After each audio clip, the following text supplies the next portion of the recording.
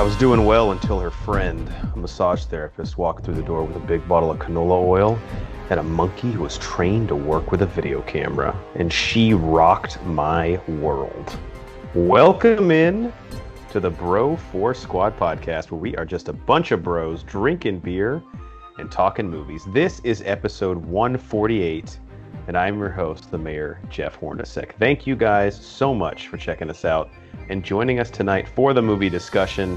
Before we get started, let's go around and meet the fellow bros. We begin in the lab with the mad scientist Brian Banner.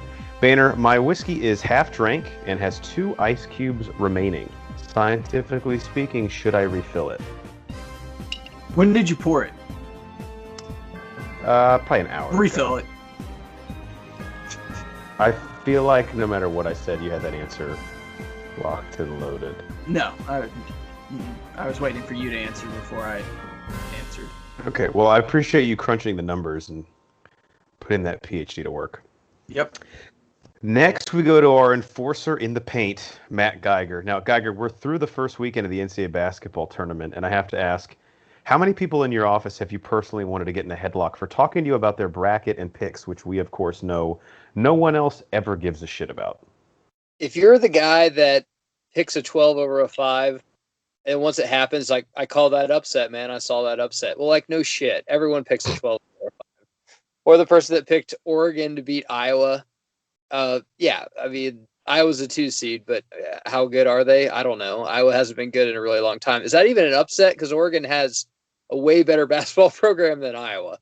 But don't be the guy, I call that upset. I called that one. I had that one down. When only like one of your final 4 teams that are left that you don't even have the national championship.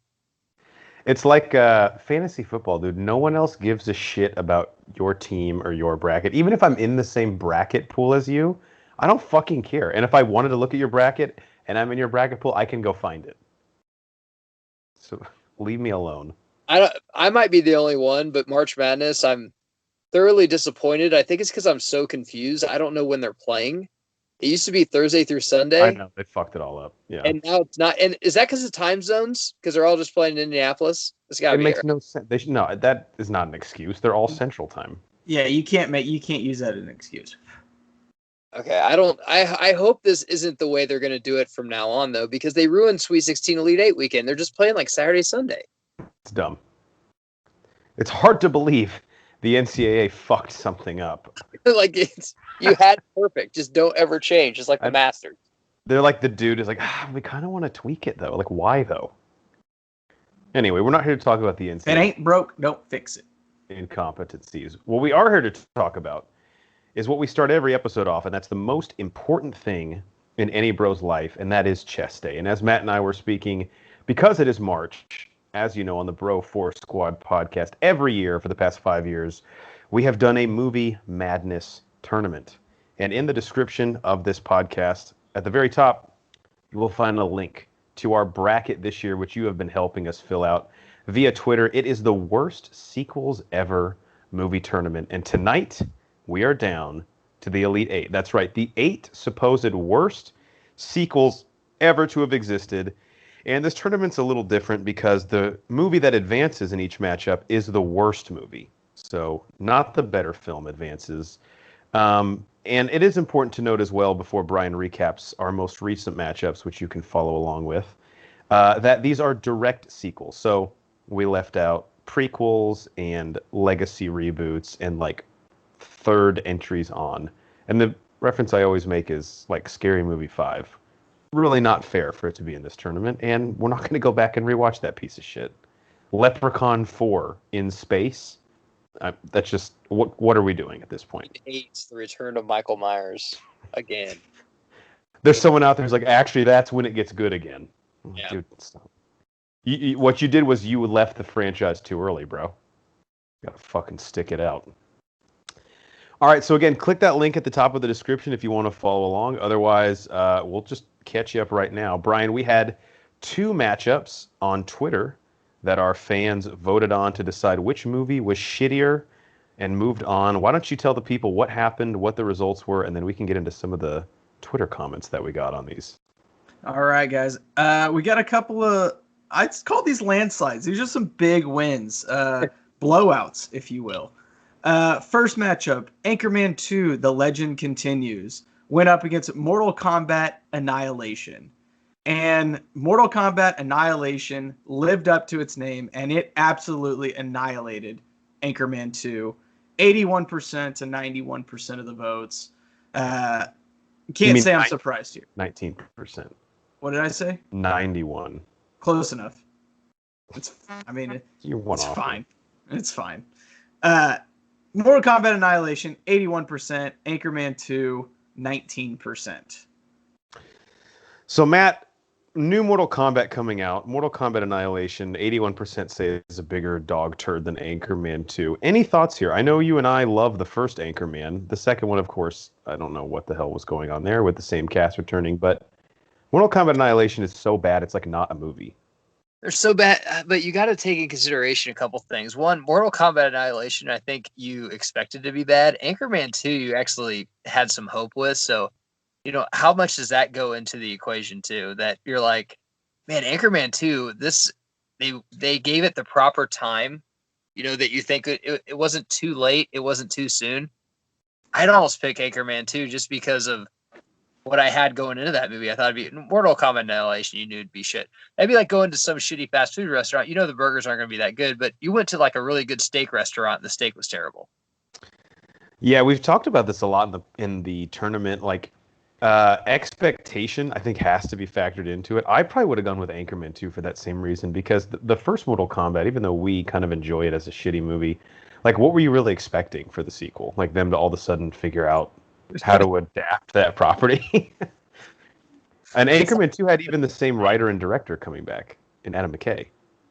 I would say Anchorman 2 is a bigger disappointment, but it is not the worst movie. Annihilation is the worst movie. Anchorman 2 is a bigger disappointment. Same writer, same director, same cast, and they all had their worst performances of their lives in the same movie. That's pretty fucking bad. But the question is, worst sequels to a movie ever? Mortal Kombat, the first one, wasn't that good. Annihilation was bad. That's a good point. Gap between... One of the greatest comedies ever, and Anchorman 2 is terrible. And this list and this whole bracket has kind of been filled with comedies because, as we've said ad nauseum on this podcast, for whatever reason, there's such a tough cookie to crack. Because Anchorman 2 especially falls victim to this. It's so hard to not just keep going back to the well and doing the same gags that we saw in the first one, but that doesn't show me that you had a clever idea. Like the whole news fight at the end of the movie again, we're like, we already saw this. You already did it better than this. Stop. Like, it's sad. All right, so Mortal Kombat Annihilation advances to the Final Four with a pretty dominant 81% to 19% victory over Anchorman 2. We will decide its opponent here coming up in a second with another matchup. But Brian, who will be the second movie joining it in the Final Four based on the second fan matchup that we had? The second movie punching its ticket to the Final Four is either Son of Mask going up against Dumb and Dumber 2. And it's 2 like TO2. Get it. Do you get it? It's hilarious, actually. It's pretty good. Yeah, it's so funny. And because, Brian, it's supposed to, the number, like the sequel, is spelled TWO. I don't think you understand the joke, Jeff. Mm. I don't think you get what they were trying to do there. You're probably just not their audience. Okay. Son of Mask taking this one home, 84 to 16. Another just complete wipe of the floor. Geiger, right now, if you are another team in this tournament and you see Son of the Mask with Jamie Kennedy as the lead character and none of the cast returning, you have to be thinking that's not a matchup we want right now, right? That's, like I said, Dumb and Dumber 2, at least they attempted to try until they yelled action. But Son of Mask, you were fucked before you even, got on set the first day, before you even had that first meeting about what to expect from the director. You're already fucked. Like, when Jamie Kennedy is your lead, sorry. How big is the drop? Like, has there ever been a bigger drop off? Like, well, we'll just replace Jim Carrey with Jamie Kennedy. I'm trying to think. That would be like If That was like, Jared Stidham ended up starting for the Patriots this year instead of like Cam the Newton. early 2000s, like maybe Juan Gonzalez has one more good year in him. We'll just bat him clean up whenever he's like way over the hill and not on roids anymore. Like it's just not gonna. It's not gonna work. Jamie Kennedy is the equivalent of Juan Gonzalez with 2 blown quads trying to act. And I'll say this, it's kind of like when you go back and think of the concept of The Mask, they still kind of punched above their weight. It's sort of ridiculous that movie ever worked in the first place. It only worked because of Jim Carrey and Cameron Diaz. Take them out of the equation and still keep the same idea. I mean, what are we doing? Who even thought that would make money? It was just during the Jim Carrey like fascination, and he was red hot, and he did make that movie for sure. He couldn't do any wrong. I mean, yeah, anybody else in that would just be like, this is just some fucking stupid, like D- comic book movie, basically. All right, so Son of the Mask advances to the Final Four. We did get one tweet that I wanted to read on the matchup. This comes to us from Crease Dofar, but it's spelled Qreasdofar. And this is an analogy that I actually laid in bed thinking about, and then it clicked with me. And he says, the choices are bad. A Jim Carrey sequel that didn't need to happen in Dumb and Dumber 2, or a bad Jim Carrey attempt in an unnecessary sequel that never should have happened. I'll take Dr. Pepper over Dr. Thunder any day. I think Dr. Thunder's like the Walmart brand. Dr. Just like very familiar with it. Yeehaw is like the Walmart brand of 7-Up, I think, or Mountain Dew. Jesus Christ. And he's Mountain Lightning. Ew. Yeah. Mountain Lightning, yeah. Cola too, I think. It's the Walmart brand of like Coke. So yeah, Jim Carrey's fingerprints all over this, and I don't know if he should feel more responsible for not returning to Son of the Mask and it goes to dog shit, or for actually returning to Dumb and Dumber 2 and the movie was an atrocity. Son of the Mask, I believe, was straight to DVD. I think it was, yeah. I remember watching it on TBS one night at like 2 a.m. They're basically the team. In college, I think that's the only time I've seen it as well. They're basically the team that, you know, day one of the NBA, they're just like, hey, we're tanking for the draft. It's like, you don't even really want to try to get an 8 seed. No, we're good. We're taking. They're like, the season hasn't even started yet. What if you guys are good? Well, we're not really interested in that. We have Jamie Kennedy, so we got to figure it out. He's our lead scorer. All right, so Son of the Mask advances to the Final Four, and it will face off against one of the matchups we're about to do. So far, Mortal Kombat Annihilation is at the top of the bracket. Son of the Mask is at the bottom. Now, we are going to live score the final 2 matchups in the Elite 8 right here on Pod to see who will be joining those 2 films in our Final Four to see what the worst movie sequel of all time is. Brian, I'll let you decide which of these matchups we do first, and then we'll explain to the people how we are going to score it on the Bro 4 Squad using a fraction of our typical criteria. Let's go top to bottom here. So first matchup, let's do Zoolander 2 versus Independence Day Resurgence. Perfect. So Zoolander 2 defeated Thor the Dark World to advance to the Elite 8. And Independence Day Resurgence, I think, pulled off an upset, defeating Deuce Bigalow, European Gigolo, which I personally had as the favorite going into that. Matt, it was definitely an upset. Did you see Rob Schneider getting eliminated from this tournament? I did not. Whose idea was that? You're Rob like, Schneider's? I think a sequel to that. I think I said in the selection show with Cycly, people tried to give Rob Schneider a chance when they saw Deuce Bigalow, and he made us regret it by saying, "Oh, so you want another one?" Deuce Bigalow is actually not bad. It's not like horrible. It's fine. Definitely did not need a sequel. I'm actually shocked that Kevin James and is it Paul Blart that has a sequel, or Paul Blart too? Paul Blart has one. That should have been in here, but whatever. All right, so how we will be scoring this matchup between Zoolander 2 and Independence Day Resurgence. On the Bro 4 Squad criteria on all of our movie reviews, we have 5 movie criteria. We are going to whittle those down to 3 movie criteria.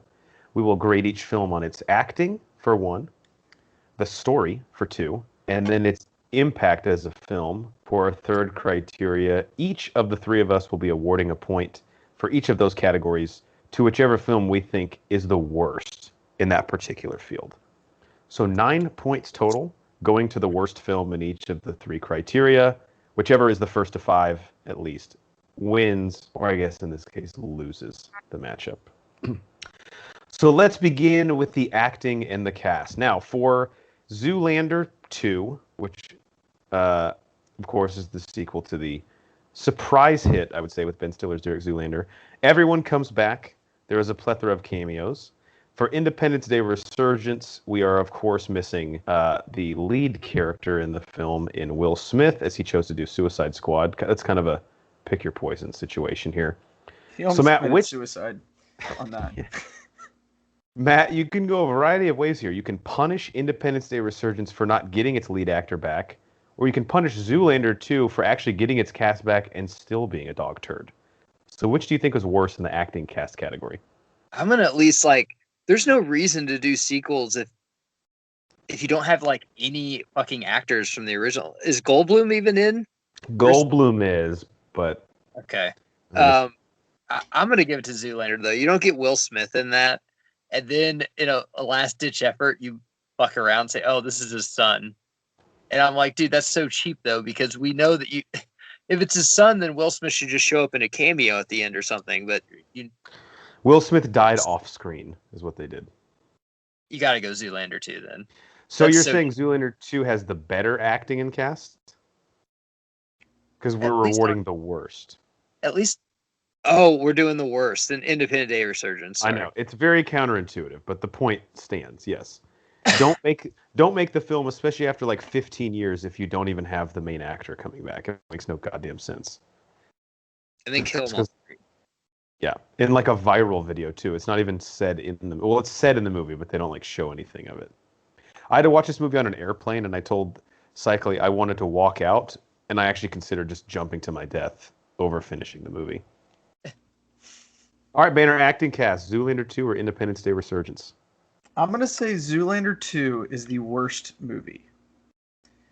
I think Independence Day Resurgence, for all its faults, the acting is not necessarily the worst part of that. Whereas Zoolander 2 is just... It's literally the exact same thing as Anchorman 2. You have all these amazing actors coming back, and they all have just an absolutely terrible performance together. A lot of them are the same actors, too. Just saying. Yeah, I saw Zoolander 2 in theaters. I regret that decision. Never getting that $10 back. Yeah, I'm going to have to go Zoolander 2 as well. I legitimately felt bad for the actors on screen. It was just cringeworthy. There's a scene where Derek reunites with Hansel after several years of not seeing each other. And the joke is that Hansel thinks he's ugly now because he has this incredibly small scar on his face from getting a mole removed. You can't even see it. And Derek, the joke is, oh, you look horrendous. What happened to your face? And I remember the acting in it thinking these are grown men in this scene right now. And I actually pity them. I don't care what, your pride has to have a cost, right? To where you just say that's not worth it. And I actually felt pain watching Zoolander 2 and the performances. So I'll say Zoolander 2 is the worst in terms of acting. But this is tough because these movies are both horrendously acted. So Zoolander 2 leads 2-1 right now. Moving on to the story. Which movie has the worst story? I already have the plot synopses pulled up. Buckle in, guys. This is going to be fucking rough. Zoolander 2. The plot synopsis is, Derek and Hansel are lured into modeling again in Rome, where they find themselves the target of a sinister conspiracy. And the plot to Independence Day Resurgence, according to IMDb, is 2 decades after the first Independence Day invasion, Earth is faced with a new extrasolar threat. But will mankind's new space defenses be enough? Geiger, since you haven't got to weigh in on this tournament, we'll go to you first for each of these. Which is the story and plot that just makes you say no? Independence Day Resurgence. Actually, Zoolander 2's plot actually seems okay, that makes sense with the, they haven't been modeling for a while, now they are, and then they're, it's a comedy, that makes sense. Independence Day Resurgence, I'm okay, so aliens are going to attack again? No, it's actually going to be a bigger deal than that. I was okay, I'm out. You guys are just trying to get a cash grab, and you're probably going to when did they drop that? Late June? Right around... Yeah, it was a summer movie. Like, get the fuck out of here. Like, Halloween. Yeah, Independence Day coming out in October. What? it's December. I know. All right, so Geiger's point. Fuck this around. Geiger's point for the story and plot to Independence Day Resurgence ties it up at 2. Banner, what say you? This is a really tough one, right? Because, like you said, Geiger, Zoolander 2, like that whole plot, that makes sense. They're models, they're coming back, blah, blah, blah. But Independence Day 2, in theory, sounds like a safer bet, right? Hey, look, aliens are going to come attack again. It's going to be fun. Grab a beer, right? But somehow they fucked that up. Like Zoolander 2 being a comedy as a sequel, that's hard to do. And I think I guess they put their best foot forward, which wasn't really a good foot. But Independence Day, how do you fuck that up? Like aliens attack. Give me another movie where aliens attack Earth that's not at least a fun movie. Yeah, you're right. Independence Day doesn't really have to be like the first one's not really a good story. It's pretty, ham and potato, like, ham and cheese. Like this happens and then this happens. So just watch and have fun. It's not really that complicated. Yeah, I agree with both you guys. I'm going Independence Day Resurgence as well for a couple reasons. Number one, the first thing it does is completely negate, not that this Independence Day, the original, is like this film to be revered, but we have a lot of fucking fun with it. One of my favorite movie commentaries we've done. But the sequel minimizes the importance of the first one by saying, oh, that first attack was just like a preparation for the real attack that happens now. I'm like, shut the fuck up. You didn't have this plan until 2 years ago. That's not what happened. Right. Yeah, that was just the Independence Day. The original is the potato skins. This right here is the steak.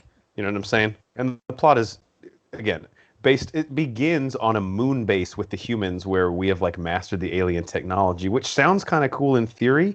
But then you realize the only reason that Roland Emmerich did it was to up the ante. Like, actually, the aliens have way better technology. And I'm like, then why the fuck did they send the B team to Earth? It makes no goddamn sense in the first place.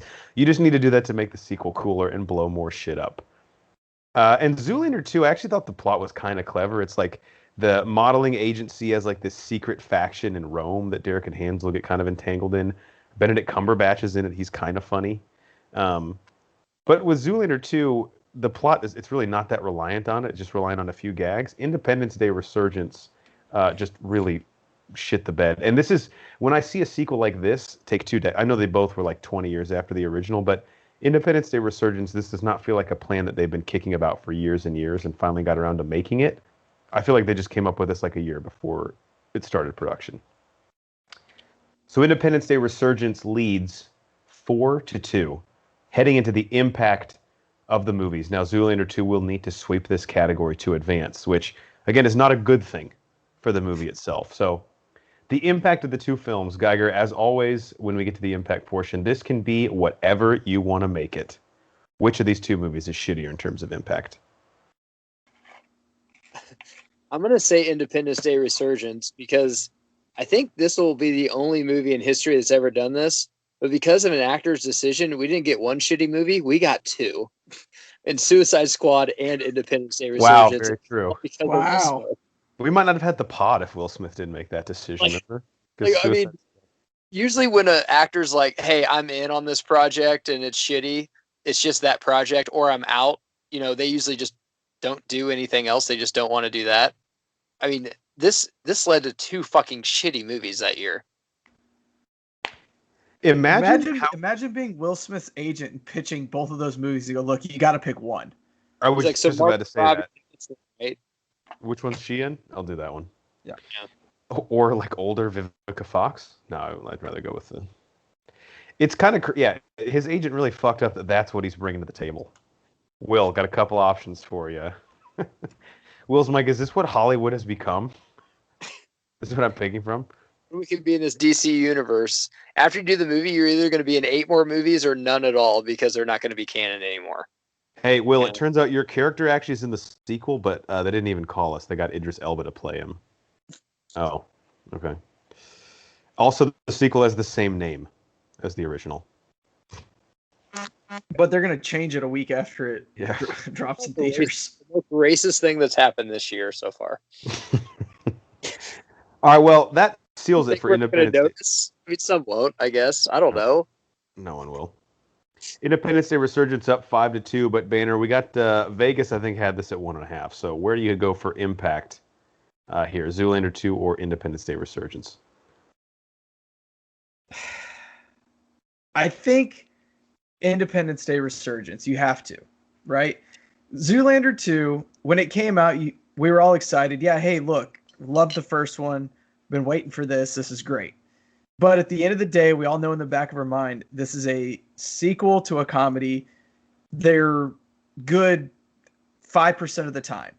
So that letdown, we're already let down before we walk into the theater. Independence Day, honestly, the trailers looked pretty good, minus Will Smith not coming back. We're like, I was willing to give it a chance, right?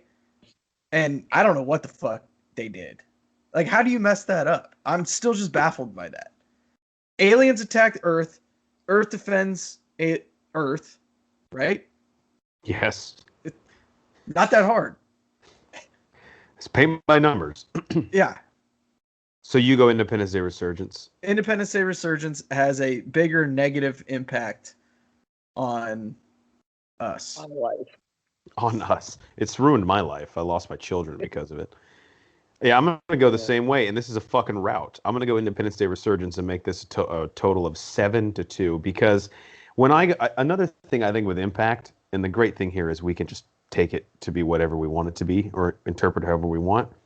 Zoolander 2 being bad doesn't really ruin the original. In fact, in a couple ways, I think it makes me fonder of the original. Like, that is an idea that is so dumb it shouldn't work, but it does. The first Zoolander.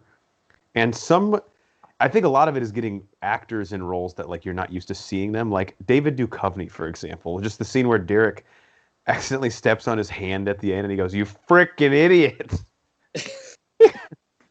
Why male models? Are you serious? I just explained that for like 5 minutes. Explain that. It's like the whole monologue that he has. Independence Day Resurgence to me is like starts to make me question, was the first one actually good as like I remembered it? And I think it still is, but yeah, it kind of has you like rethinking, because when I saw the second one, I was like, I mean, plot wise, this is kind of the same as the first one, and I fucking hated this movie, so maybe I'm the problem. So we have to go Independence Day Resurgence here. When I left Independence Day Resurgence, I felt gross. When I left Zoolander 2, I just felt bad for Ben Stiller and Owen Wilson. So Independence Day Resurgence moves on with again. Listening to us, they're like, these are the movies they talk about. There's so much other ones they could talk about. I know. But this is March, baby. This is March, baby. Independence Day. We feel bad about ourselves, I guess. We're sick fucks. Independence Day Resurgence moves on with a dominant 7-2 victory over Zoolander 2. And will face Mortal Kombat and Annihilation in the Final Four to see which will be in the championship matchup of the worst sequel of all time. Woo! Banner, we have one more matchup to see who goes up against Son of the Mask, the buzzsaw that is the Jamie Kennedy sequel. Who is competing in this final matchup we're about to score? All right. For that last spot in the Final Four, we've got Transformers Revenge of the Fallen versus The Hangover Part 2. All right. So we begin between Transformers Revenge of the Fallen and The Hangover Part 2 with the acting and the cast. Geiger, we'll go to you first. This is an interesting one because, unlike the last matchup, both these films return all of their main actors and the director. We had Todd Phillips coming back for The Hangover, Michael Bay for Transformers, of course, and again, the usual cast of characters returning for each. Which one's acting and cast do you think sucked worse? This is a tough one for me, too, because both of these movies, the first ones, were pleasant surprises. Like, I'd never thought Transformers would be good, and I'd like it, and I loved it. And people forget, but when Hangover was out in theaters, so was Land of the Lost, Will Ferrell and Danny McBride. Oh, yeah, I did a double feature of those. I strictly remember that my friends like, we're going to go see Land of the Lost, dude. Will Ferrell's hilarious. Remember that show that's going to be funny? I said, I'm going to go see The Hangover. And I remember leaving, saying, that's one of the best comedies I've ever seen. And my friends were like, Land of the Lost is just kind of The second ones are both kind of the same. Very disappointing. However, I'm going to give acting and cast the worst to Revenge of the Fallen. At least The Hangover, they had new jokes. They didn't do the same. Even on Hangover 3, they don't recycle the same shit. Like, their characters do evolve. I will give them that. I mean, they still kind of play the same characters, but they don't do the same jokes, Ace Ventura 2 style, that, the same catch lines and everything. Revenge of the Fallen, though, some of Megan Fox, some of them just didn't even want to be there. You could tell. It was just so pissed at Michael Bay that they just didn't want to be there. Yeah, the drama on set has been well documented. And obviously that's case in point with Megan Fox's last film in the franchise. So Geiger gives his point for the worst acting cast, Transformers Revenge of the Fallen. Banner, will you follow suit, or do you see it differently? No, I'm going to follow suit, too. I think Hangover Part 2, the acting was not the problem. We talk about, Harrison Ford. No matter how bad the role is, he's going to go in and he's going to try his best, right? Those guys went in and they tried their best. The acting was not the problem with that movie. Where you can tell all the turmoil behind the cameras for Revenge of the Fallen very, very much was present on screen. You could just tell, like Geiger said, nobody wanted to be there. They should have just shut production down halfway through the fucking movie.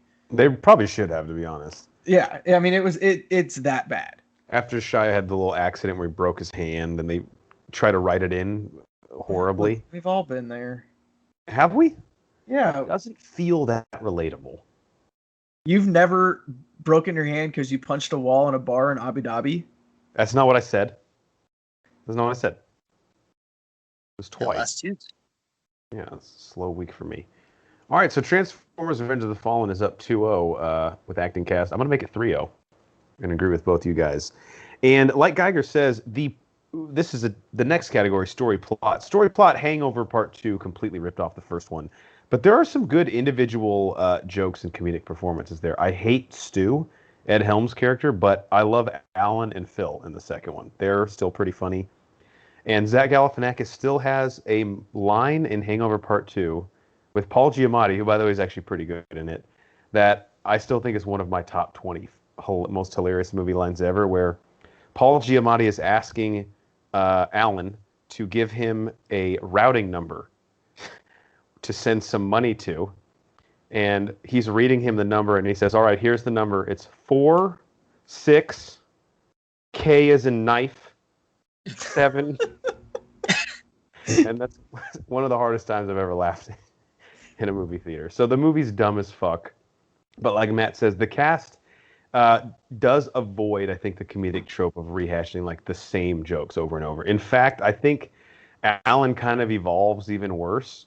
And I say evolves worse because his character is slowly regressing into the man-child that he fully becomes in the third one, which Matt and I quote all the time. Alan the mayor called. Yeah, what he want. Killed him on the interstate. And in Revenge of the Fallen, I mean, this is where I really started to realize that the Shia LaBeouf Sam Witwicky character that I thought was the quick-talking, clever guy is really just annoying and pretentious as fuck. And I'm not interested in him or anyone else. Also, Tyrese. So, point for the worst acting cast goes to Transformers Revenge of the Fallen. On to story and plot. Here are the synopses for Transformers Revenge of the Fallen, according to IMDb. Sam Witwicky leaves the Autobots behind for a normal life. But when his mind is filled with cryptic symbols, the Decepticons target him and he is dragged back into the Transformers war. And The Hangover Part 2 says, 2 years after the bachelor party in Las Vegas, Phil, Stu, Alan, and Doug jet to Thailand for Stu's wedding. Stu's plan for a subdued pre-wedding brunch, however, goes seriously awry. All right, Geiger, which of these fucked up worse in terms of the story, Transformers or Hangover Part 2? Hangover Part 2 is worse. Revenge of the Fallen, the story, I mean, the stories are never really the problem in Michael Bay films. I don't even know if Michael Bay really gives it more than lunch, one day out of the set shooting to talk about the story. The Hangover Part 2, the beauty of The Hangover, the first one, is that even though you might not have lived that night with Mike Tyson stuff, but you've all been to a bachelor party, in Vegas or Nashville or, whatever. But I would say 80% of the fucking movie audience that saw this movie has never even been to Thailand, never been probably even that side of the country. Maybe if you did like Ireland or England or Australia or even kept it in the United States, that makes sense. But the whole thing about Thailand just was like, I can't relate to this. I've never been over there, and I don't really have any. I mean, of all the European countries I want to go to, Thailand is not even in my top 20. Well, I also story went south for me. Cycling and I mentioned this. I actually think the only reason they said it in Thailand was to reference Bangkok over and over. Like that gag is what they thought was worth. Whatever. Yeah. I thought it was to kind of get Chow more involved, but Chow could be involved anywhere.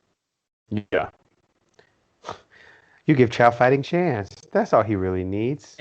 And the third one, man, when they kind of go back to Vegas in the United States, is a way better film. Oh, yeah. Oh, 100%. And they drive into Vegas and Stu who goes, someone needs to burn this place to the ground. Chow's just having a rager like in a Caesar's fucking suite up there, villa. Dear Leslie Chow, OMG, the McRib is back. Why did it ever leave? The letter that Alan wrote him. All right, so the point goes to Hangover Part 2. They're now down 3-1. Banner, what say you about the story and the plot? Which was worse? So I'm going to use the same mindset that I used last week when talking about the Santa Claus 2 and Dumb and Dumber 2, where Transformers at least tried. You have you can see a progression from the first movie to the second movie, how we got there. Hangover to Hangover Part 2, like I said, or like has been stated a million times, it's just a regurgitation of the first one, but because they could say Bangkok every 5 seconds, they thought it would be funnier to do it that way. There's no progression or how we got there. Like, oh, hey, yeah, it's just another guy who's getting married. I mean, sure, I guess that makes sense, but okay, you lose a guy again? Didn't we already do that? Yeah. I agree. I mean, I hate to keep repeating what you guys say. I know it's not the best podcasting, but you're not wrong at all. I mean, Hangover Part 2, we already gave it credit for having some, fresh and sort of unique performances, but that's its biggest critique, right? Is that it's the exact fucking plot, just moved to a locale that is actually less accessible to us. As an American audience, at least, which is the only lens that I can look at it through. And I remember thinking about 20 minutes in, oh, they're actually just going to try and do the exact same thing. Like with this as they did the first one. So unfortunately, yeah, I mean, story plot, The Hangover Part 2 is worse than Transformers Revenge of the Fallen, which, like Matt said, is not something that it's hanging its hat on. But here it's almost like a instance from Forgetting Sarah Marshall. Do less. Which Transformers did, and Hangover Part 2 took the ball and fucked it all up. All right, our last category, which is, again, as we said, you can interpret this however you want, the impact of these two movies. Banner, we will go to you first. Transformers Revenge of the Fallen versus Hangover Part 2. It's tied at 3-3, so whoever loses this category is the movie that is advancing. By losing, I mean the majority of us vote for it. Which had the worst impact going forward? So both of these spawned at least one more movie. Obviously, we got Hangover Part 3, and then we got 37 other Transformer movies. In counting. Yeah. And so can Transformers, I'm just kind of brainstorming, thinking out loud here. Can Transformers Revenge of the Fallen have been that bad to where we got a fairly shitty third one, and then they start to kind of pick up a little bit, and then they drop off again? Whereas Hangover Part 3 was like, hey, look, we just need to redeem ourselves from Part 2, and then we're done. So, I don't know. I don't want you to feel like you can't factor in the third movie into impact, because I think that's a part of this as well. Yeah, I think it has to be. I think the ability to course correct. Correct. But they both course corrected, in my opinion, with subsequent movies. Sure. But then Transformers went shitty again. And then got good, and then went shitty, and then got good. They can't stop. They can't. I think I'm going to go Transformers here, though, because we don't need 37 of these. They're fun, sure, but I don't think we need 37. I think that they righted the ship with, one, maybe two of the next ones. and they should have stopped. Whereas Hangover said, "Ooh, we fucked up. We're gonna stop now." So your vote goes to Transformers for worst impact, correct? Correct. Transformers to advance in the tournament. All right, Transformers now leads by a score of 4-3. Geiger, who do you think had the worst impact? Yeah, I'm gonna send Transformers to the Final Four. As Banner said, Hangover Part Two, it made up for itself in Hangover Part Three. I watched it the other day. It's fine. It's pretty good. And then, I mean, Transformers now. I mean, poor Anthony Hopkins, who I hope has dementia because he's actually a serious actor and he's hooked into this shit. They bring Wahlberg in, Tyrese. I mean, it gets to be ridiculous. At least, I mean, Fast and the Furious, that's enough. We don't need like 10 of these franchises making 20 or 30 of these. I mean, they need to move on to something else. There's a bunch of stupid 90s shit that they could make like 3 or 4 movies on. They don't need to make like 40 Transformers. Go back and try and do G.I. Joe again. They had talked about doing a G.I. Joe Transformers crossover, which if I'm drunk enough, I'm absolutely... I'll watch it. That sounds awesome. Yeah. Doesn't make any goddamn sense. I'll say the way the world is now with streaming services and like HBO and stuff, like you can make 40 Transformers now. I'm saying that you don't need to put these in theaters. I mean, some of these like just need to be like on People the streaming. have home setups that are so badass now. Like Boehner has a fucking projector in his upstairs room. Like I'll watch it at home. It's so much easier for us now just to throw it on at home. I don't know how you monetize that in a lot of cases, but yeah. Not my problem. All right. Well, as Vince Vaughn says, as Geiger gives his point to Transformers: Revenge of the Fallen, which advances already up 5-2. As Vince Vaughn says at the end of Old School when he gets kicked out of his son's soccer game, let's make it official, jackass. I'm going to give my vote again to Transformers: Revenge of the Fallen to make it a 6-3 win. In terms of impact, I think one of the issues with Transformers: Revenge of the Fallen and what it showed, and this is a serious problem that it created, was that these movies, regardless of quality, are bankable at the box office. And it gave Michael Bay this sense of, so all I have to do is crane shot an explosion and we're fucking good. That's $800 million made internationally. And Paramount was like, yeah, pretty much, bro. That's it. In fact, after the next one, let's even get shy out of this thing. It's getting too expensive. So, yeah. It would be better as a country, though, Jeff. Just like with QAnon, just because it works doesn't mean we have to do it. Yeah, let's learn from our mistakes. Let's just not do it anymore. Yeah, so I think the long-lasting damage here is more for Transformers: Revenge of the Fallen, and I think both of you guys mentioned this. Hangover made a really good third installment and then just stopped. And it's great. Now that's the lasting taste we have in our mouth is Hangover Part 3. So yeah, they might make a Part 4. You never know. Todd Phillips is at home like, so you want another one? Because I could get Ed Helms back, and I could beg Bradley. I don't know, man. Zach's not doing anything. That's like his deal. Yeah. All right, so we have Transformers: Revenge of the Fallen advancing to the final 4 of the worst sequels ever tournament, to face Son of the Mask, and the other matchup is Mortal Kombat Annihilation versus Independence Day Resurgence. Follow us on Twitter at Bro4Squad. We haven't figured out how we're going to do the final 4. We'll have to discuss after this, but you guys will definitely be involved in some way, whether you vote on who's in the championship and then we score that, or some combination of you doing one of these two, and then, I don't know, we'll figure it out. You will definitely be involved. Follow us at Bro4Squad on Twitter. Before we move on to the next part of our show, any closing thoughts on the way this tournament is played out? Matt, how about you? I just think we should have some bet that the loser has to watch all the Final 4 in a day or something. Ugh. It'd be disgusting. I just threw up in my mouth a little bit. I just quit. I'm like, you guys can take my money and my share. I ain't watching these fucking all in a day. You found my breaking point, and that's it. Banner, how about you? I mean, a few upsets for sure. Like, we all thought Deuce Bigelow would get further, but it faced off against Independence Day Resurgence, which is still dancing. So maybe, again, it just got a tough draw with the way this thing has played out. One that's really surprised me is Transformers: Revenge of the Fallen. If you actually look at it, it's on the surface, it doesn't seem like that bad of a movie. But when you start going through our categories and talking about it a little bit more in depth, it actually is a pretty bad fucking movie.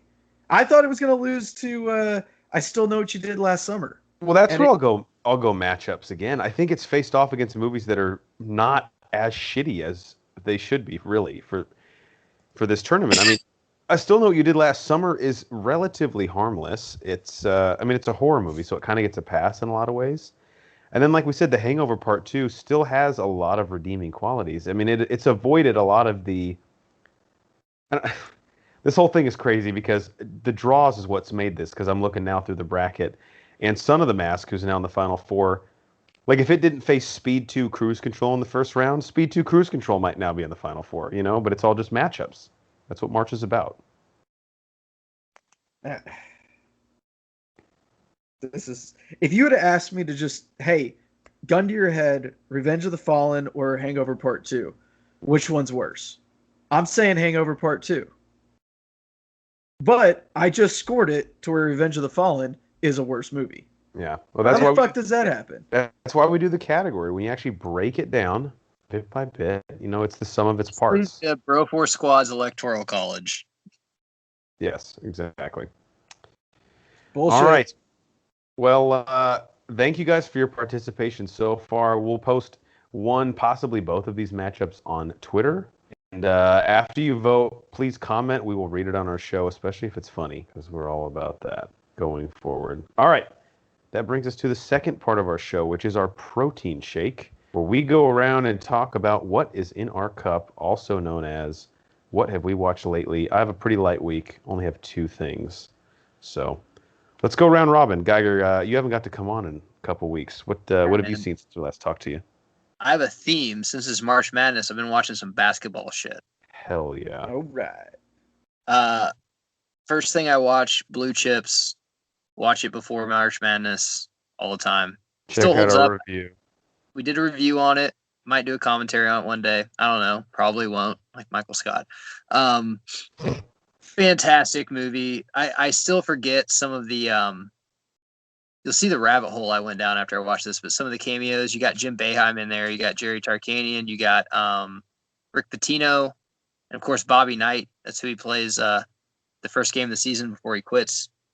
You got Penny Hardaway, you got Shaq, you got Rick Fox, George Lynch, the kid from Indiana that was fucking good. I can't remember his fucking name. Really brief Larry Bird cameo. I think one Larry Bird cameo. It's a very good fucking film. Best college basketball film I've ever seen. One of the best opening scenes I've ever seen in a movie, too. Yes. Nick Nolte fucking kills it. So after I see Jim Boeheim and Jerry Tarkanian, look on the YouTube machine, and I sent this to Jeff, but Between the Madness, if you've never seen this, so Jerry Tarkanian, big UNLV coach, then goes to Fresno State after basically kind of getting into it with the NCAA with lawsuits and stuff. Now, if you need to watch this. It's from 1998. This is basically Last Chance U or Hard Knocks before fucking Hard Knocks, where it actually gives you a behind the scenes of one of the most troubled basketball, I would say, programs of the 90s, besides maybe UNLV. Of all these kids that he took with drug problems, with gun problems, with, assault and battery charges and shit. And they're just letting all these kids be interviewed and stuff on camera. And then he lets Mike Wallace is the guy from Fox News, but his dad, whoever that was, who's like a really famous, he's like a famous news person, but he was kind of before my time. But he lets them in there to interview all of his kids, which shows like Jerry Tarkanian. I'm like, dude, your program is not like crystal clean. Like, why are you letting all these fucking kids like in there? Or all the reporters in there to like interview all of them. But basically the kids start getting disqualified one by one for, battery charges or gun charges or drug charges. So at the end of the season, they don't even make the tournament. And they were like, Digger Phelps was there interviewing them at the beginning of the year. I was like, this is an Elite Eight Final Four team if they just stay together and keep their nose clean. Yeah. So then I watched the documentary. Sorry, Matt, real quick. The year, because I followed all those Tark Fresno State teams really closely. They were so captivating. Is this like Chris Herron team, or is this like Rafer Alston? Like what's both of them are on the team. It's Chris Herron, Alston, Roberson, Vinny Jones. Not Melvin Ely, right? Melvin Ely was after them, I think. Melvin Ely was like a freshman on this team. They talk about him for a little bit. He had a pretty good career. And two of the kids with drug and gun charges go to an elementary school as like the Dare role models, which they show too, which is awesome. So then I watched the documentary. So this is a fucking fantastic story. And I asked one of our friends about this from Brooklyn. But there was a basketball player called Lloyd Daniels, who was like a playground legend from Brooklyn. And the best basketball player out of New York ever, they said, in 88. And he decided to go to UNLV. And he could not read or write, but Tark got him into school. And then he got caught in a crack house and got kicked out of UNLV. So then he went to a school in Texas. Then he went back home because he got kicked out of there, got shot. And then 2 years later, when Tark coached the Spurs, took him on, and he played pro ball for like 3 years for those Spurs teams with like Avery Johnson and David Robinson. Damn. That's wild. And his nickname was Sweet Pea, and the documentary is called The Legend of Sweet Pea. And it is fucking fascinating. And it really makes you ask yourself, is Jordan the greatest basketball player ever? Or is he just the one that, kept his nose clean? Was there a crackhead somewhere that was actually a better ball player than him? Probably. Of course. You know what? I think looking at, I Googled this guy. So have you heard Ron Artest interviews where he talks about the greatest player ever played was a guy I met on the streets of Brooklyn? I think this is the dude he's referencing. Probably. And at the time, you just kind of read it off like, all right, Ron. Yeah, you're like, Ron Artest, you're a fucking lunatic. This guy's like in the NBA giving post-game interviews talking about somebody I used to play pickup ball with. But I have heard of this person. Well, I mean, he was like recruited by Syracuse. I mean, back early 80s or late 80s, early 90s. I mean, UNLV is a top 3 program. Villanova, like all those schools. And, he would have been he would have started as a freshman, probably would have been, top 5 pick as a junior. But so, yeah, you hear as a playground legend, but actually he was like recruited and everything. He just couldn't stay out of the crack house. Now, his career in the NBA. His career in the NBA, 200 games exactly, 17 minutes a game, 7 points, 2 boards. I mean, that's not anything to scoff at. 200 games, dude played almost 3 seasons in the NBA. And the greatest thing, Jeff, when he got caught in the crack house, he had like his UNLV jumper on. So like the police thing, basically, he had the UNLV hat, UNLV jumper. He's like, dude, I gotta take you out of school now. Like your front page news. Like, come on, bro, you couldn't just change.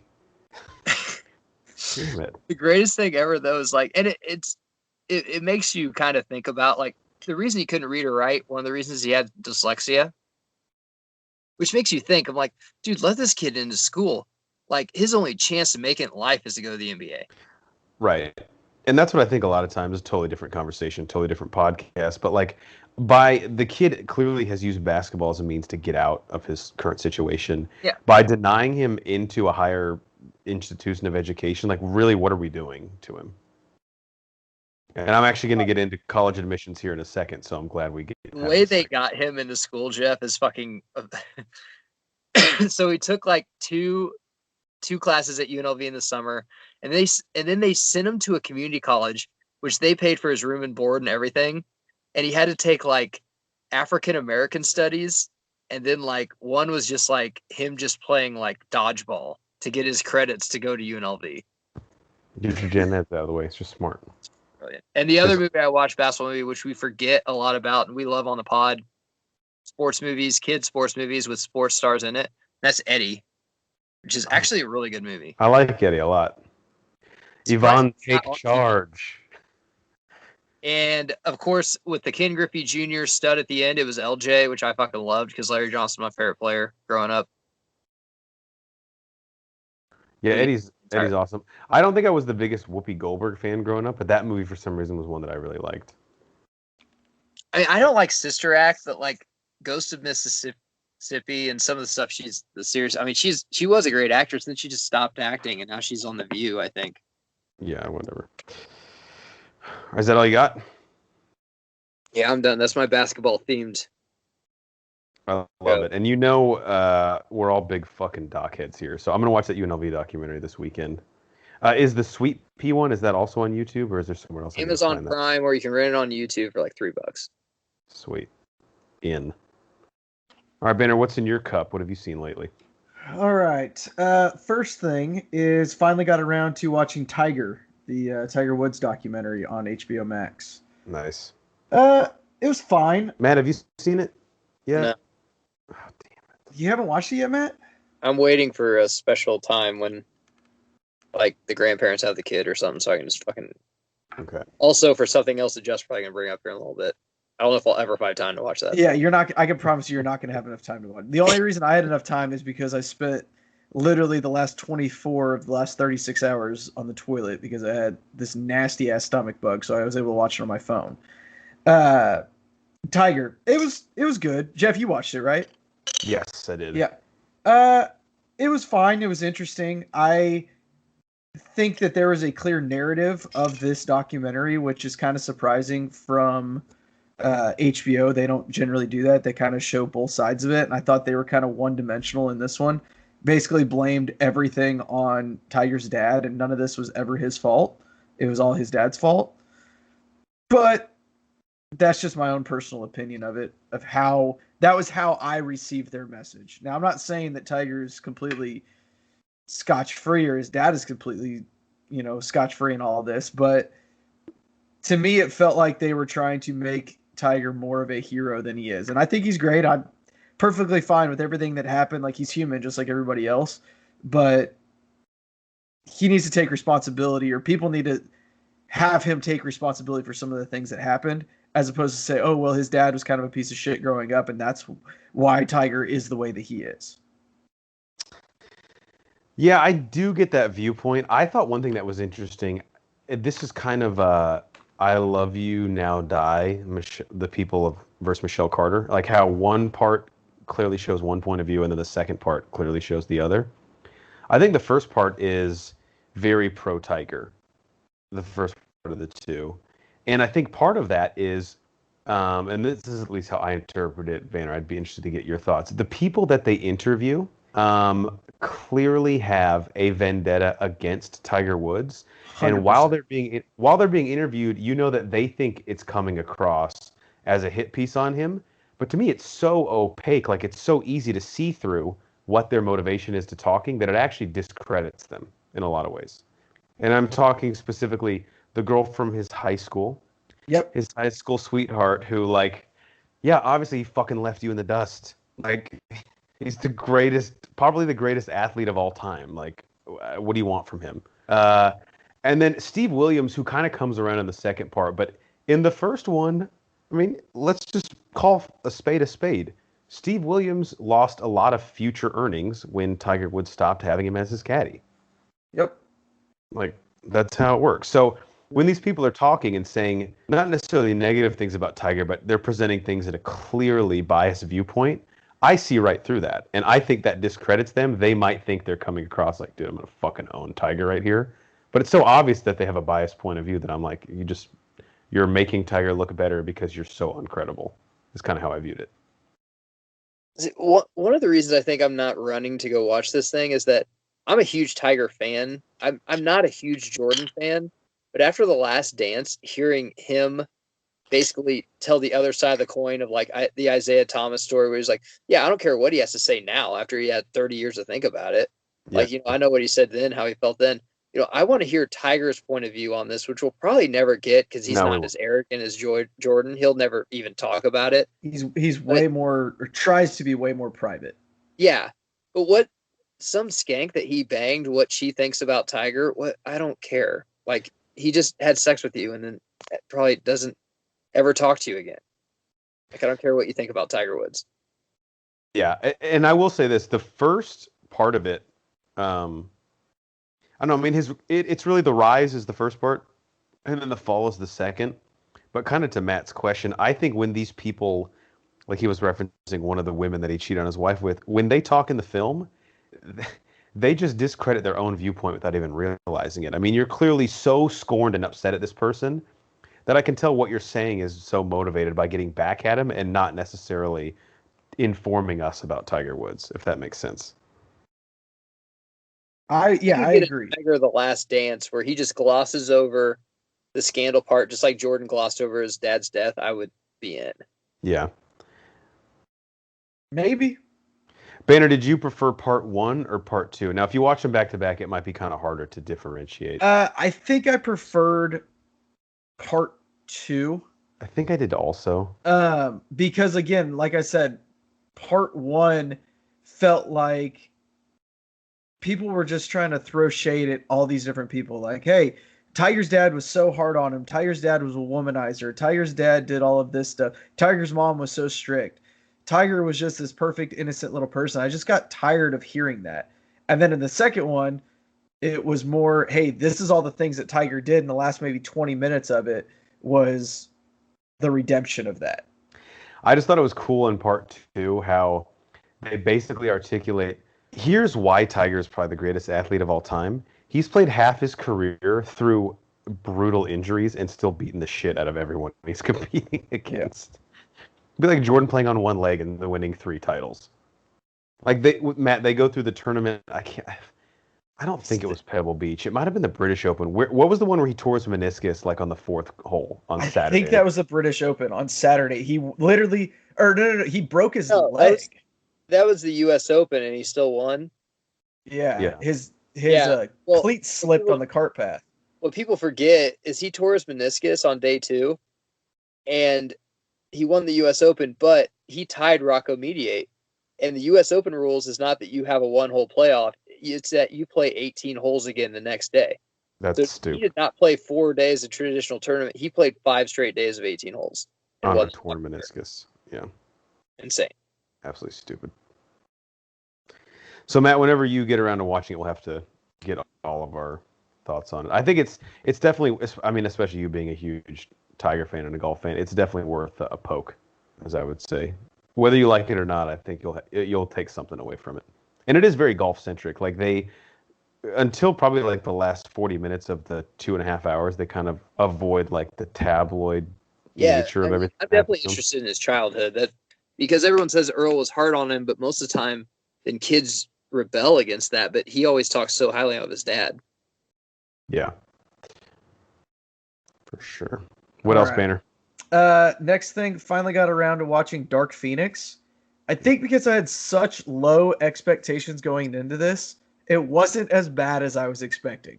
That's not to say it was good by any means, but it was fine. Jennifer Lawrence, if you had to put her performance in this up against Natalie Portman's performance in the prequels, I'm not sure who did worse.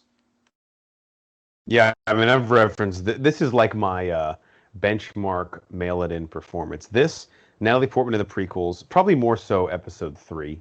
Yeah. And Zooey Deschanel in The Happening, or like the 3. Anytime. Oh, sorry, and Jamie Foxx in Amazing Spider-Man 2. Anytime I want to say someone like did not give a fuck, no matter how much they were getting paid, these are the ones I go to. I think that Sansa Stark doesn't know if she has an English accent or an American accent the whole time. That's one thing that's very distracting. I think if this one had different actors in it, it wouldn't have been that bad of a movie. I thought the CGI was great. I thought some of the action set pieces were great. Fight scenes were good, but some of the acting just wasn't there. Except for McAvoy and Fassbender. God. I was going to say, no matter what they do with those guys, they're fucking great. And I actually loved what they did with Magneto in this. I thought it was awesome. I thought his character had a really cool role in it. I do think this was the one where I was like, Ty Sheridan wasn't really doing much, but obviously with Jean Grey being the focal point of this, in this movie, I was like, yeah, you're not my Cyclops. Get the fuck out of this movie. I don't like him in anything. I think he's a horrible actor in general. Sucks. And Ty Sheridan, if you're listening, I'll say it louder. You fucking suck. Yeah. Like, you probably aren't, but you need to move in with Brandon Routh. It's amazing to me that, Spider-Man, I understand they got to do the Uncle Ben death or whatever, because that's like a bit. But X-Men, there's just so many different ways you could go with it, because there's so many different characters and stories, but they just seem to it's either Stryker or Dark Phoenix. It's just the one they go with. And considering how bad The Last Stand was, if you're the second best Dark Phoenix movie, like that's rough. Like, it's not like this isn't fucking Abbey Road that we had to top. You know what I'm saying? Like you just make a decently Thriller. made film. Like, And Banner, what the fuck is Jessica Chastain's villain in this? Like, oh my I god. don't know. I don't know. what's the villain that they've still never done? Like this Mr. Sinister. Mr. Sinister. Yeah. They teased Essex Biggest Corp one, in Just do that. Did they tease that at the end of this or something? they teased him at the end of The Wolverine. The Wolverine. But Yeah. continuity, schmontinuity, they fucking forgot about it by the next movie. Oh, God. All You right. bring that up to one of the studio heads drunk. He's like, "Oh yeah, we were gonna do something with that. It was actually gonna be pretty cool." We did do that, didn't we? Yeah, that would have been sick, right? Yeah. He's like nudging Brian. He's like, "I don't know if you know this, Banner, but he's like one of the main villains in the comics." He's like, "I do know well it." aware. He's actually the main villain for like all 3 seasons of the animated series. Yes, I'm well aware. Yeah. All right. Next thing I watched, revisited Return of the Jedi on part of my Star Wars quest. Guys, this lost a lot of stock in this rewatch. Wow. Lost a lot of stock. Still a great third act. Getting to For sure.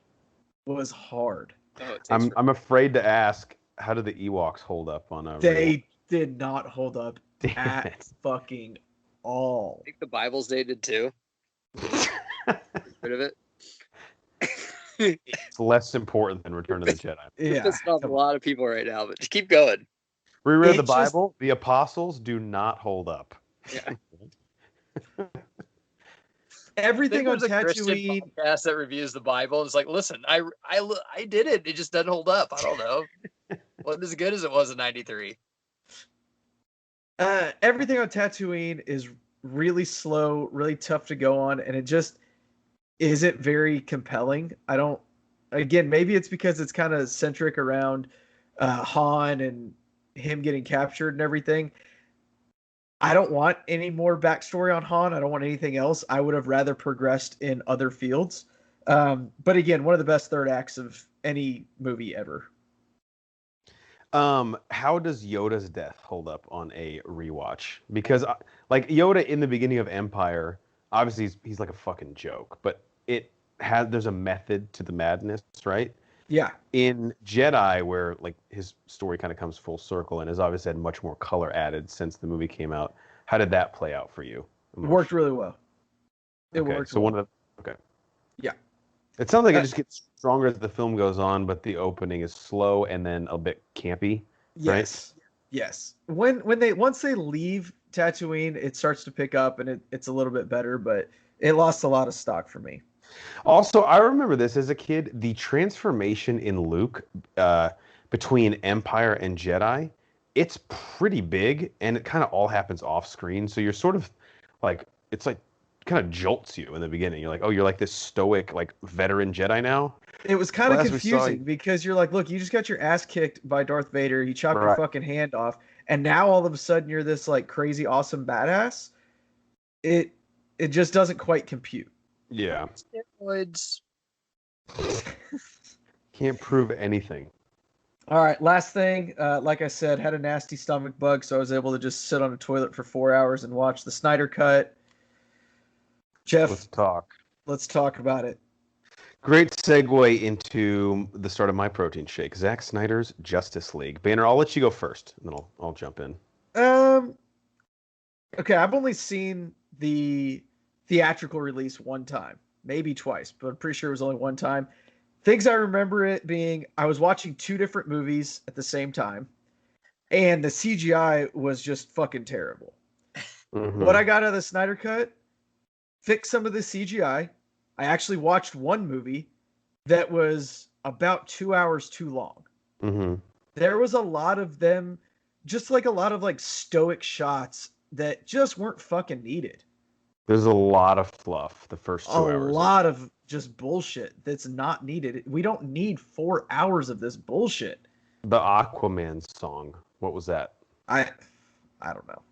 I don't know. All right, let's go pros first. Matt, things you'll like. Number 1, no jokes. Like Every joke added in Justice League is Joss Whedon. Batman in this movie is Batman from BVS. Okay. Yes. You will love that. He is dark, he is brooding, he is ruthless, and he is driven. He does not do a 30-minute improv set when Superman comes back about how his back hurts. All that shit is gone. You'll love that. Number 2, the characters get backstory. Unfortunately, what Zack Snyder literally did is there's a 30-minute Cyborg movie in the beginning of this, which Warner Brothers was never going to let him do. There's a 20-minute Aquaman movie, which is probably better than James Wan's whole fucking Aquaman movie. 100% it is. There's a 20-minute Flash movie, and the problem there is the Flash is a horrendous character. Nothing about him works in this whole thing. And Steppenwolf's entire plan in Zack Snyder's version is predicated on working for Darkseid, who is in a lot of the movie, was cut completely out of Joss Whedon's. That's insane to me. Yeah. Okay. I would say Darkseid has 25 minutes of screen time in this. Yeah, that's probably pretty It's accurate. like Thanos, when they started teasing him. Kind of. Okay. Exactly. And then the thing, Matt, you will really love, I time-stamped it.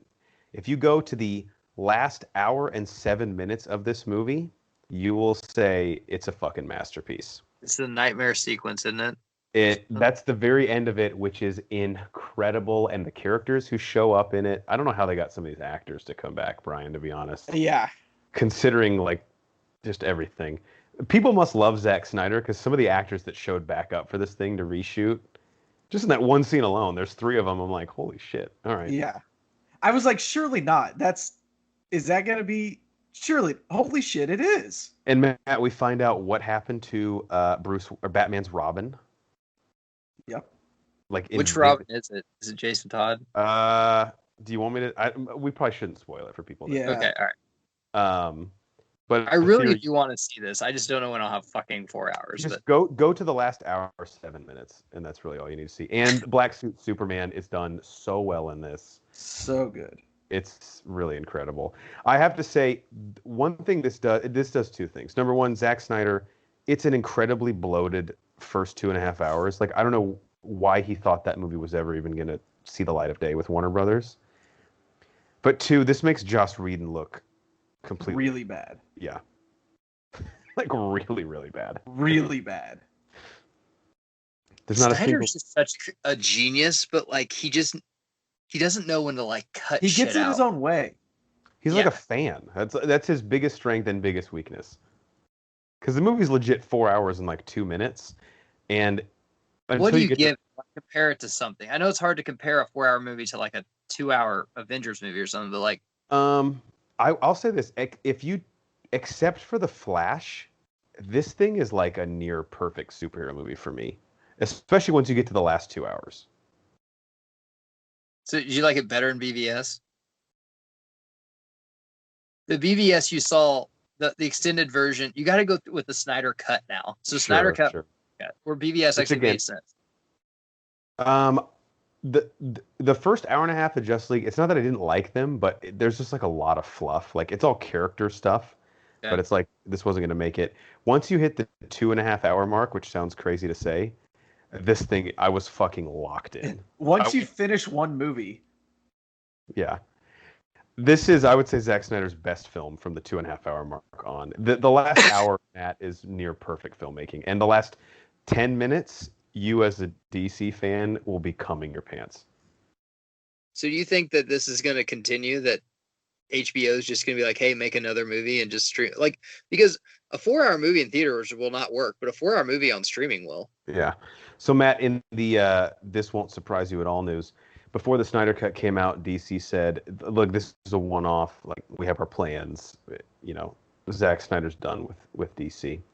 The Snyder Cut comes out, breaks every streaming record. What do you think DC said this past week? Listen, we're gonna bring them back. We're gonna get together. Look, if you guys want it, we'll talk to Zack. Which at this point, I'm just like, if I'm Zack Snyder, I'd be like, look, before we even have this conversation, you let me do 3 movies and you leave me the fuck alone, or I'm not even going to answer your phone call. I will argue that Zack Snyder is the best superhero movie director we've ever had, just because I don't know how he's going to close, but the Easter eggs he has laid since he's had this thing has been a comic book nerd's dream. I mean, even more than what Marvel does at their, after credit scenes and stuff. I mean, Zach will do it right during. He does it in a completely different way. Justice League what he did here ties up a lot of those Easter eggs, wouldn't you say, Brian? I would agree, yeah. Like, not only did he have plans for him, he fucking filmed this shit, and he also leaves enough meat on the bone to come back to. Yeah. Now, I won't spoil anything for Matt, but Brian, I will say this: the one, like the big character reveal they have, kind of towards the end, I was like, yeah, no shit. Yeah. And that was clearly reshot. Like, Ben Affleck does not look like he did in the other Justice League stuff, but that's fine. No, he's actually way skinnier than he is in the other one. Oh, okay. But, like, he doesn't look like the Bruce Wayne there's a scene where Bruce Wayne decapitates a parademon, like just slices his fucking head off. And I was like, yeah, this doesn't look like the Bruce Wayne that would have done that. So, Brian, I loved it. Getting through the first hour and a half was a little grueling, but the last 2.5 hours I was completely locked in. Yeah, it was great. I can see why a lot of that ends up on the cutting room floor, but like Matt said, if they gave him, or like you guys said, if they give him 3 movies, just leave me the fuck alone. Yeah, I'll come back and I'll watch them. For sure. All right, anything else, Brian? Nope, that's it. I have one thing, but I actually think I'm going to save it for next week. If you guys can see it on the show notes, I'll just because of time issues, and I kind of need to let it marinate. That brings us to the last part of our show. Bruh? You even lift, bruh? Which is, as Brian said, our Do You Even Lift Bra segment, a question and answer part of the show, where we ask a question that we leave you with. Today's Do You Even Lift Bra, a little bit of news. This week, Collider reported that Pierce Brosnan has been cast as Dr. Fate in Dwayne Johnson's Black Adam movie coming out next year for DC. So I got to ask you guys, we went through this when Pierce Brosnan was rumored to be Cable. And why am I so pumped up by this? And do you guys care at all? For some reason, for me, Pierce Brosnan fighting Dwayne Johnson sounds like a weird dream I had when I was like drunk or something out of my mind. And I don't understand my obsession with Pierce Brosnan, but I'm starting to realize it might be unhealthy. Matt, we'll go to you first. This Definitely is official casting as a villain. Have we ever seen Pierce Brosnan in that role? And do you give a fuck about this? Pierce Brosnan is in a Western on Hulu I watched that I cannot remember the name of, but he kind of plays kind of a badass anti-hero. He can play the role. Great actor. Has a lot of range. We just haven't seen a lot of his movies because they're not, I don't know. I don't know why we haven't seen a lot of his movies. I've seen a couple of them, and I like him in everything he's in. I think he'll be fine in this. I hate to burst your bubble. I don't know if the Black Adam movie is going to happen, but we'll see. Yeah. Until it's wrapped filming, it won't. Actually, happen. It will because The Rock's in it. They already signed him. They're like, listen, they'll even come out and be like, this has nothing to do with the new DCU, the new DCU with Zack Snyder, but we signed The Rock, so enjoy. Matt, we have to do shots if Dwayne Johnson calls Pierce Brosnan a sumbitch. I put the over-under on that. Adam The Rock. I hope The Rock tries to at least meet halfway on this. I feel like he's got one speed, and he's like you. No, he can act a little bit. Yeah, Gridiron Gang, Walking Tall. I mean, he's like my guilty pleasure actor, so I'm not gonna sit here and badmouth him. I always have The Rock's back. Let's do it like Sansa Stark, Sophie Turner's accent in Dark Phoenix. He'll slip in and out of The Rock and into the Black Adam character in the movie. I'm fine with that. All right, Banner, your thoughts. We got Pierce Brosnan as a villain in a superhero movie. Kind of crazy. Yeah, at first thoughts, I'm like, there's no way this is going to work. But then when you think about it, like Matt said, Pierce Brosnan's got a little bit of range. We've never really seen him as a villain. But I can promise you he won't be the worst part of that movie. Sure. Matt, in the Western he's in, does he still kind of have his accent? Because I don't think I've ever heard him not have his... Nah, he's like really Americanized. Damn. I think it's called The Sun. And he was raised by Native Americans. And now he's like a rancher. It's pretty good. Well, that sounds awesome. How old is it? I don't know, like 3-4 years old. Oh, okay. So it's like recent. Yeah. Awesome. All right. Well, I'm pumped. Let's just cross our fingers. Black Adam actually happens, and Pierce Brosnan finally diving headfirst into the comic movie gene pool, which he needs to do. We've been waiting. Seriously. Now, All right. if we Before just we get let the people, McConaughey. we're close. I can feel like we're close. Especially now that his shit's kind of cool a little bit. I don't know if he might become a professor at UT. Who knows what he'll do next. All right, before we leave the people for episode 148, closing thoughts, Matt Geiger. It's free as your eggs, man. I mean, women. You know what I mean. Do it. Don't make him keep telling you guys. Just go home and do it. Well, It's not not go that home. hard. Do it with a doctor. Banner, how about you? Just put your eggs in an ice cube tray. Leave them in the freezer for a while. It'll be fine. And then come on the ice cube tray, and it's like problem solved. Problem solved. That's how babies are made. Yep. Pull over for emergency vehicles, please. Everybody, you don't know who's in the back of that ambulance or where that fire truck's going. Pull over when you see the lights. Very well said. Only thing I'll say is, as March Madness is ending, just remember, like I said at the top, nobody gives a shit about your bracket. No one cares. Okay? I mean that in the meanest way possible. For our enforcer in the paint, Matt Geiger, and the mad scientist, Brian Banner, I'm the mayor, Jeff Hornacek, and we are the Bro 4 Squad podcast. Thank you guys so much for checking us out. Follow us on Twitter at Bro4 Squad because we have the final four of the worst sequels ever movie madness tournament, and we need your help and comments to get this thing finished and have someone cut down the nets for being the shittiest movie sequel of all time. Follow us on Letterboxd, Apple Podcasts, Spotify, and YouTube. If you type in Bro Force Squad as 3 separate words, you'll find us there. And check out everything on our website and our squad blog, bro4squad.com. Till next time, we will see you later. Snyder Cut fucks.